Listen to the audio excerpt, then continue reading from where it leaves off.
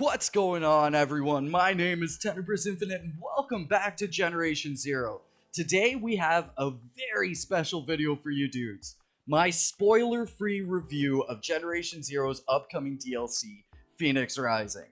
I was given the honor of having the chance to play this update for the past week and a half now, and I gotta say, hands down, this is the best update in DLC Generation Zero has seen so far. If Alpine Unrest was a solid 9 out of 10 in terms of DLC, Phoenix Rising is easily a 10 out of 10. From unique missions to rewarding and fun new gameplay mechanics, a truly massive redesign of 2 regions in the world, and the most gripping and intense plotline the game has seen introduced so far, Phoenix Rising smashes it out of the park on every single level. So as we get into this review, I do have to warn you dudes that one section will contain very mild spoilers. But I won't be discussing anything in too much depth here, and instead I'll be leaving that for content that you dudes will see over the next 2 weeks here on my channel. Today we'll be discussing 3 things. The new gameplay mechanics introduced in Phoenix Rising, as I see those being some of the best things to come about from this DLC and update. The general aesthetic and feeling of the world redesigns, and the one part to contain very minor spoilers, the plot itself. We won't be talking about specific plot points themselves, but even hearing about how insane this plot is might be a slight spoiler for some of you. So I'll have timestamps in the description below if there are any parts that you want to watch in specific, or if there are any parts you'd rather avoid and save for a surprise when you get your own hands on this DLC. Phoenix Rising is available on the 23rd of June for PC players and is yet to be announced for console players, but the official word is that it shouldn't be too long of a wait for them. The price of Phoenix Rising is the same as Alpine Unrest at $7.99 US dollars. An incredibly affordable price point for everything that this DLC entails. Now, let's get into the gameplay mechanics first. Phoenix Rising adds 3 new gameplay mechanics: melee weapons, prone, and minor base building. Melee weapons themselves are intense fun in GZ. From the dichotomy between the sledgehammer and the Brunball bat, having the sledgehammer being the heavier hitting of the two and having a higher chance of stunning the opponent, and the Brunball bat being the superior choice for ticks and having really crazy DPS. The 2 new melee weapons introduced create a ton of new strategies that you could take into combat here in the game and feel wholly different from one another, meaning that there really is a melee weapon for everyone's preference just off these 2 alone. But on top of that, they still leave a ton of room for new introductions of new melee weapons in the future, and for themselves will have tons of room for new experimental weapons of the 2 as time goes on in GZ. It's really awesome seeing the reintroduction of prone here in the span of year 2 for Generation Zero as well. Veteran players will know that prone was in the game during its beta pre-release, but was mysteriously removed upon GZ's proper launch back in March of 2019. With its reintroduction here, we finally have a great option for full-on stealth movement in the game. It's also a perfect way to utilize locations for cover from incoming enemy fire, and though minor, it seems to alleviate some weapon sway too, meaning it does great for people that like to snipe their enemies from a distance. And finally, base building. I won't go into this new gameplay mechanic too much to avoid any potential spoilers, but man, is it freaking sweet to finally see base building in Generation Zero. Finally, I felt like my character was having a real impact on this world instead of just being a plot point dotting his way through things beyond him. It's fresh and fun going through these new gameplay loops to acquire resources for base building, and though in its early stages here in GZ, I can tell that with the improvement from Alpine Unrest's mission where you barricade the hotel to Phoenix Rising's form of base building, the progression of base building in GZ here is steadily moving forwards. The team have ambitious goals for base building as stated by Paul Kesslin, the product owner of GZ.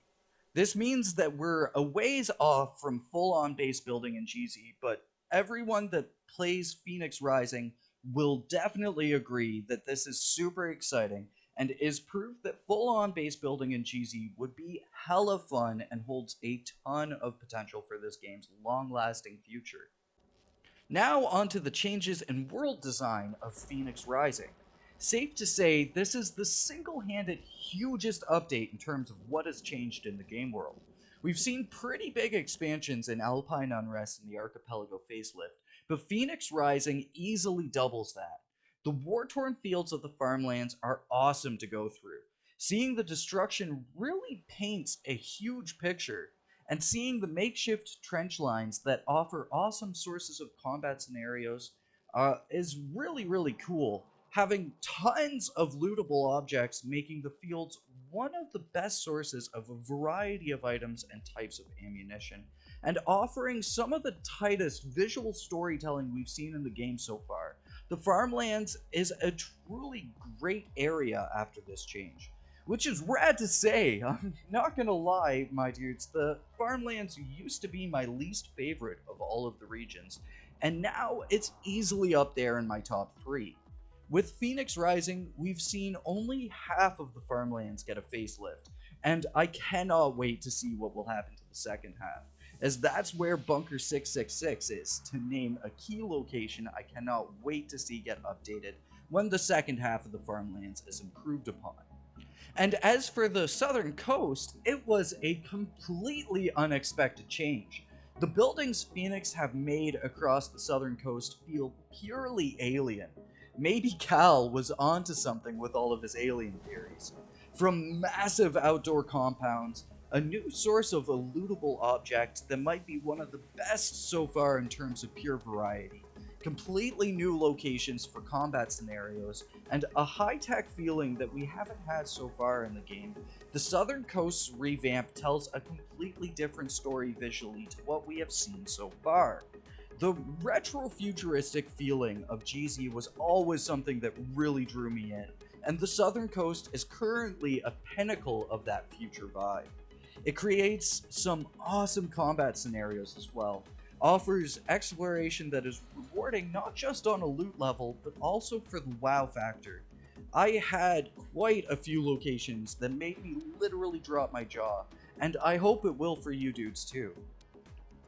Now for the final piece I'd like to talk with you dudes about, the plot. So for this, I will be avoiding literal plot points and keeping the spoilers to an absolute minimum, but if you don't want to know anything about what is coming next for GZ's story, you might want to skip this segment. FNIX Rising's story is incredible, and unlike the story of the base game, is very straightforward in how it relays its plot beats. It's really refreshing to have a story that not only made me freak out and hype about what was happening, but also be able to understand it fully from just a single playthrough. FNIX Rising also has this feeling of epicness, or a coming of age, that we haven't quite experienced so far in the game. The revelation on a certain character's progression through the game is horrific and exciting at the same time. The further introduction of a character I have hoped to see and get to learn about in GZ finally being in the game is crazy. Their role is every bit as important as I'd hoped, and I cannot wait to see what happens next for them. And the bittersweet finale of it all is perfect. Every introduction to GZ's story is like a new chapter of the best book I've ever read, and leaves me so hungry for more. All in all, I'd say FNIX Rising is a must-buy for fans of GZ. From all the hard work the dev team has put in considering the times we're going through, the satisfying and eye-opening story, awesome new challenges and rewards, new mission types that have a ton of variety to anything we've done so far in GZ, FNIX Rising is the best work we've seen out of the team so far. So before I close off this video, I'd just like to say a huge thank you to Devin, my confidant, the dude that gave me the opportunity, or presented me the opportunity to play FNIX Rising early. A huge thank you to the team for all of the work that they put into FNIX Rising itself. And I have tips and tricks videos coming up very soon, plus a let's play of all of my first-hand reactions to everything that happens, alongside walkthroughs for the challenges and discussion pieces all planned for the next few weeks. So I hope I'll do them proud in everything that I create on this. And I'd also like to say a huge thank you to all of you that have supported me along the way. This is an accumulation of a year and a half of hard work, and the success is shared by all of you who watch me. Your support has carried me so far, and I cannot wait to see it carry me even further in Generation Zero's future updates and releases. Thank you everyone for watching. Check out the links below to pre-order FNIX Rising on Steam, and stay tuned for the announcement of its release on console on my channel here. Cheers, folks. You've been awesome. I've been Tenebris, and I'll catch you all in the next one. Peace.